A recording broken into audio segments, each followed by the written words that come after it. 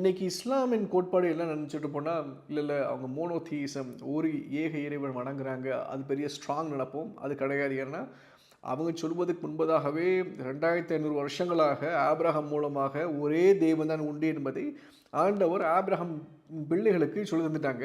இப்போ மோனோதீசத்தை பற்றி இஸ்லாமுக்கு பெரிய எக்ஸ்க்ளூசிவ்னஸ் கிடையாது. அதுக்கு முன்பதாகவே யூதமும் கிறிஸ்துவும் அதுதான் பரிசாச்சிட்டு இருக்கு ஆக்சுவலாக.